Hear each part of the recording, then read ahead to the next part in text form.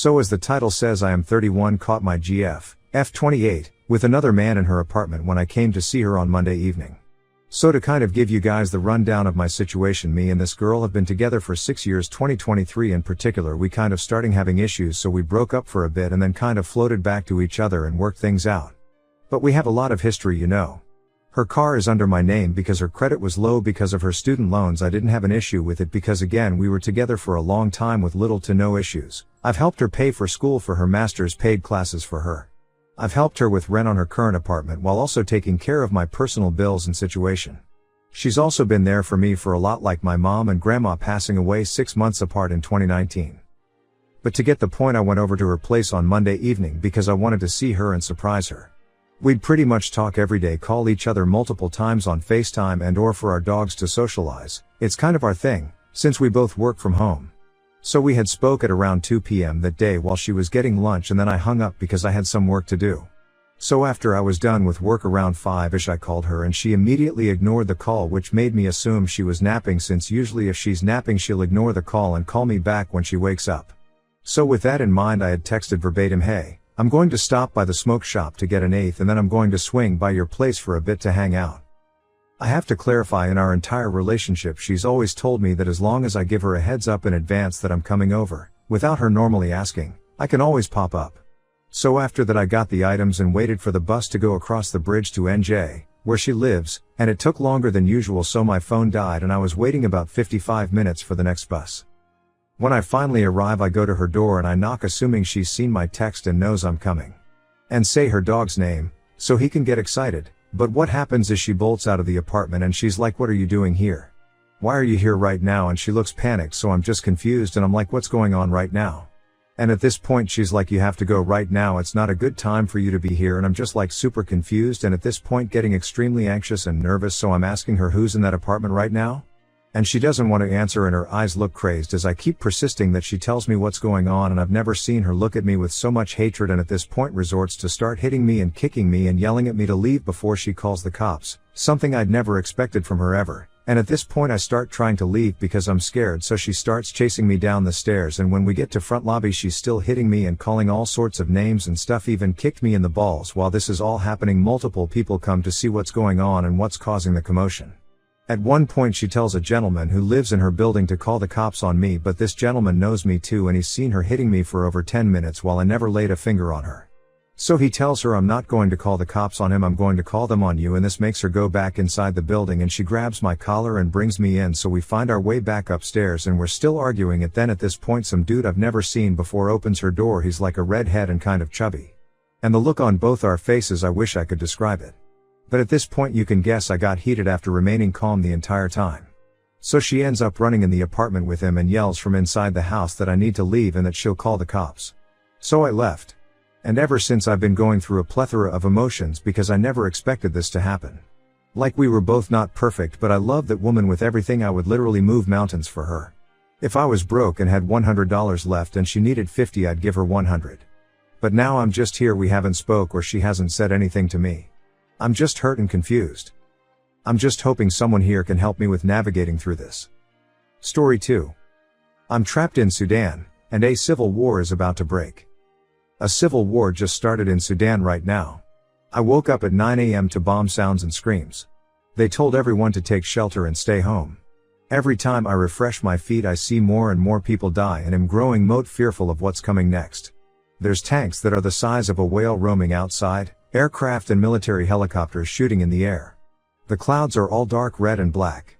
The airport is completely destroyed and so many planes have been hijacked and bombed. Right now I'm laying at the floor because I live right behind the airport. The war zone is facing my house. They cut off our electricity and the fighting is still going strong, and I fear for mine and my parents' life. We took our passports and a couple of warm clothes just in case we need to flee. I fear for mine and my parents' life too.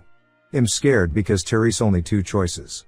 Either I stay in Sudan and wait for death to come around, or become an immigrant and start living an undignified life. This is heartbreaking. The building behind us got hit and it's only a matter of time before we get hit too. And it kills me that Therese no hope because both sides are rotten and both Hemeti and Buran are corrupted. No stores are open and we started to ration our food so that it doesn't run out. I pray that Allah protects us. And if not, then Allahumma husn al-khatama. Ashadu anu la ilaha illa Allah wa ashadu anna Muhammad Rasul Allah. Update 1. It's been over a month now for the civil war that happened in my country Sudan. Things have been going downhill ever since, and so is my patience and mental health. It's been 21 days of no electricity and water, and our food in the fridge or what's left of it is all spoiled and rotten. We are running out of cash and I don't know how to run things anymore. The stores all around us are closed and all of our cash got spent on buying water from the milk van. We can't afford milk because it's way too expensive, and we need the cash for both my mother and dad's medicine. The RSF forces are robbing all the nearby houses and it's only a matter of time before they reach ours. I can't imagine my mother getting raped or my dad getting shot to death. And there are only 10 hospitals in the country and they only treat the military forces and announce the dead civilians. I figured we have to flee to the States, but I fear we might get killed on the way. And with no income and my dad being 80 and mum being 50 and weak, it's up to my 19-year-old ass to hit the streets and find a job, but no one is hiring. Not even a maid or a babysitter. And I never imagined that one day he'll go from being a medical student to a panhandler in the streets. Yesterday it was 2 a.m. when a bomb hit the airport and it lit up the whole sky and shook the house and broke all our windows, doors, kitchen utensils and ornaments. My mother sat down and talked to me about her will, and if she dies she wants things to go according to her will and that I should learn how to do ghusl al-mayyit. As I'm writing this, tears are stinging my eyes and her words keep circling my head, and I just want to bury myself and relieve myself from all of this. But my parents have no one but me to support them. And I would do anything for them, and I would sacrifice everything for them. Even if it costs my happiness and well-being.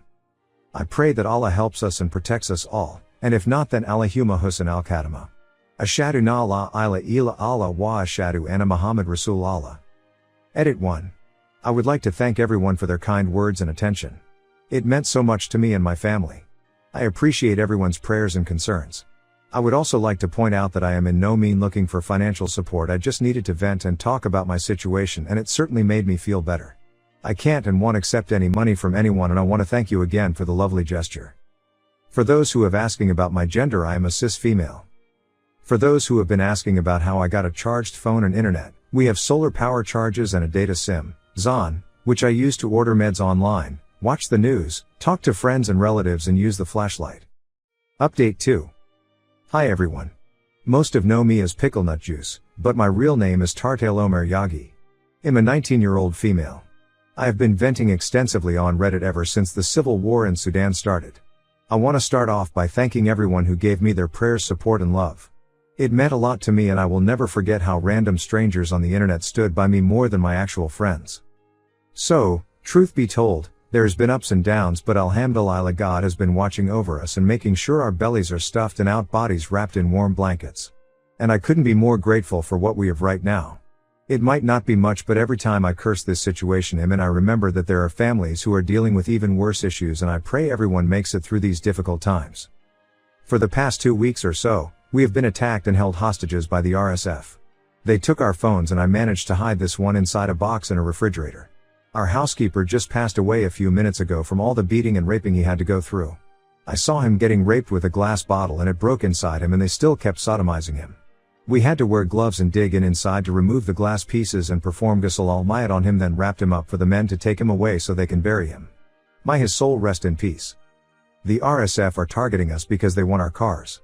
They blithely destroyed and robbed all of the cars outside. The ones that they need is the Toyota Tacoma and the Land Cruiser, and other small cars are just milked out of fuel, and they managed to get inside and found so many big cars for them to take away.